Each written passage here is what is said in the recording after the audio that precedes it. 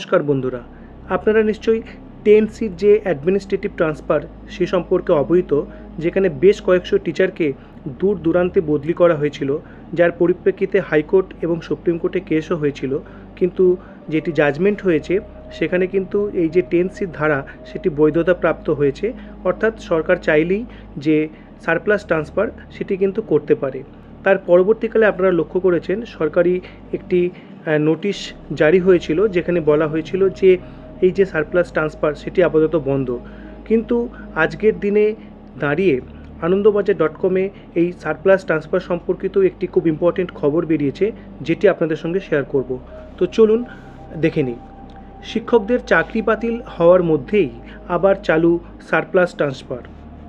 সরকার নতুন করে 193 জনের সারপ্লাস ট্রান্সফারের অনুমোদন পাঠিয়েছে এসএসসিকে। ছাত্র শিক্ষক অনুপাতে ভারসাম্য আনতে ফের উদ্যোগী রাজ্যের শিক্ষা দপ্তর। স্থগিত হওয়া সারপ্লাস ট্রান্সফার ফের চালু করতে চলেছে দপ্তর। 193 জন শিক্ষকের বদলির অনুমোদন পাঠানো হলো স্কুল সার্ভিস কমিশন বা এসএসসিকে। সুপ্রিম কোর্টের নির্দেশে প্রায় 26,000 শিক্ষক এবং শিক্ষাকর্মীর চাকরি বাতিল হয়েছে। এর প্রভাব পড়েছে শিক্ষক শিক্ষিকাদের বদলি প্রক্রিয়াতেও। চলতি বছরের এপ্রিল মাসে সরকারের তরফে সারপ্লাস ট্রান্সফারের আওতাধীন বদলি প্রক্রিয়ার নির্দেশিকা প্রত্যাহার করা হয়েছিল। এবার আবার সারপ্লাস ট্রান্সফার প্রক্রিয়া ফিরতে চলেছে। রাজ্য সরকার নতুন করে 193 জন শিক্ষকের নামে সারপ্লাস ট্রান্সফারের অনুমোদন পাঠিয়েছে এসএসসিকে। তবে এই বদলি এবার হবে জেলা ভিত্তিক। এক জেলা থেকে অন্য জেলায় বদলি হবে না, এমনই খবর শিক্ষা দপ্তর সূত্রে। ছাত্র শিক্ষকের সংখ্যার অনুপাতে সামঞ্জস্য রাখতে 2023 সালে রাজ্য সরকারের তরফে সারপ্লাস ট্রান্সফারের প্রক্রিয়া চালু করা হয়। তখনই প্রায় 600 শিক্ষক শিক্ষিকাকে বদলি করে দেয় সরকার। কিন্তু এই সিদ্ধান্তের বিরুদ্ধে আদালতের দ্বারস্থ হন শিক্ষকরা। Collegium of assistant headmasters and assistant হেডমিস্ট্রেসের সম্পাদক সৌদীপ্ত দাস বলেন, যে কোনো বদলিতে ছাত্র শিক্ষক অনুপাত যথাযথ কিনা তা যাচাই করা দরকার। এটা সবসময় করা হয় না।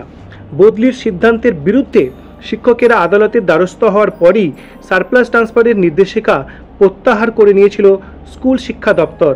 এমনকি বলা হয়েছিল এই প্রক্রিয়ায় যাদের ইতিমধ্যে বদলি করা হয়েছে তাদের আবার পুরনো কর্মস্থলেই ফেরানো হবে। শিক্ষক মহলের একাংশের অভিযোগ ছিল প্রশাসনিক বদলির নামে দূরবর্তী স্থানে বদলি করে দেওয়া হচ্ছিল। এমনকি চিকিৎসাজনিত কারণে বদলির আবেদনও খারিজ করা হয়েছিল অনেক শিক্ষক শিক্ষিকার। তাই তারা সরকারের কাছে আর্জি জানিয়েছিলেন জেলাভিত্তিক বদলি চালু করা হোক। সেই আর্জিতে সাড়া দিয়েই সরকারের তরফ থেকে নতুন করে প্রায় 1000 জন শিক্ষক শিক্ষিকার সারপ্লাস ট্রান্সফারের তালিকা তৈরি করা হয়েছে। তার মধ্য থেকে প্রথম দফায় 193 জনের এই বদলির সিদ্ধান্ত গ্রহণ করা হয়েছে। বঙ্গীয় শিক্ষক ও শিক্ষাকর্মী সমিতির সাধারণ সম্পাদক স্বপন মণ্ডল বলেন, সুপ্রিম কোর্টে সরকার যখন সারপ্লাস ট্রান্সফার নিয়ে মামলা জিতে গেল এবং কিছু লোক শিক্ষক সমাজকে বিপদের মধ্যে ফেলে দিল, তখন সঙ্গে সঙ্গেই আমরা শিক্ষামন্ত্রীর কাছে আবেদন করেছিলাম সারপ্লাস ট্রান্সফার হোক, কিন্তু সেটা মানবিক হওয়া চাই। শিক্ষক শিক্ষিকারা বদলি চাইছেন, কিন্তু দূরে হলেই আপত্তি উঠছে।